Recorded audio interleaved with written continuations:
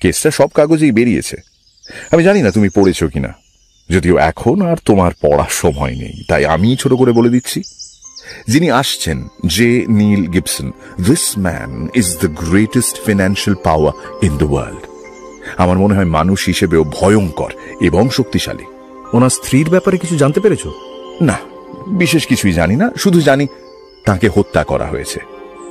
বয়সের নিরিখে Mrs Gibson যৌবন পেরিয়ে গেছিলেন। এক পরমা সুন্দরী গভর্নেস ওদের 2 সন্তানকে দেখাশোনা করত। এই গভর্নেসের ওপরেই মিসেস গিবসনের খুনের অভিযোগ উঠেছে। মোটামুটি এই 3 জন এই কেসের সাথে যুক্ত। আর খুনটা হয়েছে একটা হিস্টোরিক্যাল ইংলিশ স্টেটের একটা খামার বাড়িতে। মিসেস গিবসনের দেহ পাওয়া যায় বাড়ি থেকে 8 মাইল দূরে গভীর রাতে। তার পরনে ছিল ডিনার ড্রেস, গায়ে শাল আর মাথায় বুলেট।